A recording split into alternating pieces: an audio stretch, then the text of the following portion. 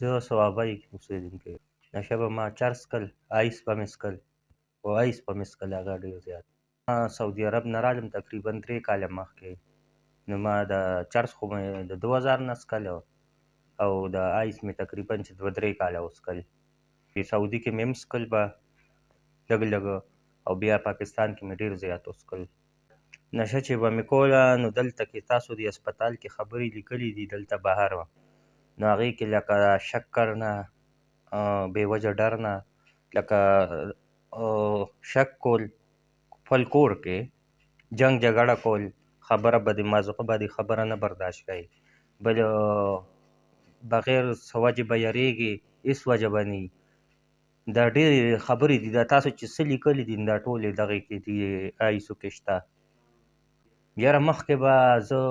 په نه څه خبره به غوسه کېدم، غوسه به راتله راله ډېره، خو چې کله نه دلته راغلی یم دا زما اوس 3مه میاشت مکملېږي، نو دې کې الحمدلله لکه ما ته نه غوسه راځي او نه مې هغه نشې طرف ته ذهن ځي، بلکل لکه زه څنګه چې عام یو کس وي دغه شانتې اوس لکه شوی. علاج طریقه خو زه رالم، زه خپله لکه د ځانه خبره کوم، زه راغلی یم دلته په لومړی ورځ رالم، هغه خو د کلي ماحول و زما د ذهن چې تقریبا هفته مې وشوه نو ما ته ورو ورو زما ذهن ورو ورو بدل شو، د نشې طرف نه ورو ورو، او علاج خو دغه علاج دی چې لکه ګولۍ خورو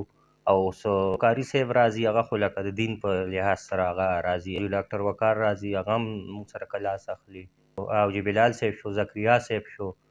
دا ټول لکه راځي او موږ سره کلاس اخلي او الحمدلله ښه ډاکټران دي. سهار شي موږ راپاڅو، ناشته یې هغه وکړو، بیا غرمې ته روټۍ، ماسپښین بانګ چې وایي روټۍ تیاروي، او څنګه چې عام یو کور کې روټیني د خوراک څښاک دغسې دلته کې دی، زموږ خیال ساتي. کې مریضان داسې راشي چې هغه یې الټا شور جوړ کړي یا وایي زه نه کوم علاج داسې، خو لکه ډاکټران بلکل الحمدلله ټول ښه دي. روټۍ خو بار انډه ده هغې کې خورو، ټول راټول شو هغې کې جدا جدا پلیټ دي د هر مریض، او بقایا د خوب خو ټول رومونه دي هغې کې، مطلب دا دی چې یو روم زموږ د خوب دی او کسان ته یو یو بیډ ورکړی دی. کمره کې چې څو بیډونه دي هغې همره کسان دي پکې، 4 بیډه یي 4 کسان دي، 3 بیډه یي 3 کسان دي، کمرو سره اټیچ باتروم دی، روزانه پکې صفایي کېږي، کس ساتلی دی والا روزانه کمرې صفا کوي، بهر چې کوم غول فرش دی هغه ووینځي، ښه باقاعده لیډو پکې شته، ریکټ بیډمنټن مونږ کوو او د گیم ښه ټي وي پکې هم شته، نو هغې ته هم مونږ ناست یو. ما خو دغه پیغام دی چې ښه شی نه دی، بلکل ښه شی نه دی، په څه چې زه خپله مې کوله چې کله مې کوله نو هم کار به مې ورسره هم کوم، مزدوري به مې هم کوله، خو لکه زه به بیا د هغې باوجود یو سړی چې نن وخت کې کار روزګار کوي نو کور کې ښه عزت او ښه دغه زما به کور کې هم عزت په دې نه و چې نشه به مې کوله، حالانکې کار روزګار به مې کوو، د پیسو په پته به نه پوهېدم، او زه وایم چې کار روزګار نه کوم نشې دې نه کوم، نو چې کار روزګار نه کوم نو هم کور کې به ماته څه مسله نه وي، او چې نشې کوم نو که کار روزګار هم کوم نو هم به مطلب دا چې ماته به هغه نشه یو نوم یې ډېر بدنام شوی دی او نه دی په معاشره کې، خو هغوی فیملي والا له پکار دي چې په څه چې هغه خو که غلطې کوي نو هم وایي چې زه صحیح کوم،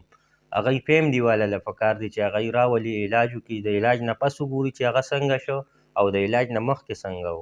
دا د 2-3 ورځو کې به زما 3 میاشتې پوره شي، زه به کلي ته لاړ شم، 2-4 ورځې به تېرې کړم ښه په خوشحالۍ باندې، او بیا زه اسلام آباد کې کار کوم،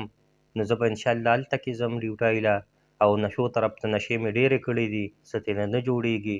الټه خپل عزت هم پکې خراب کړ. نه جي په بهر نشي کېدی، په بهر ځکه نشي کېدی چې زه به لړم کار له، چې کار له به لړم نو ځکه به میاشت به مې تېروله که 2 به مې تېرولې، ما چې کلي کې به زه چې ما له څوک نشه راکوي نو هغه به زما دښمن وي، ما به دا وویل نو چې کلي ته به رالم ماحول به جوړ نو ما له به هېڅ چا نه راکوله، زه به خپله ورپسې تلم، نو کلي کې داسې خبره ده چې علاج دلته کې یو ذهن بدل شي، نو دلته کې له خبره ده چې وشي علاج او کلي کې نه کېږي جي ښه هسپتال دی او زه خپله پکې ما علاج وکړو، نشه والو له به بلکل ټایم نه ورکوم چې کوم نشه کوي،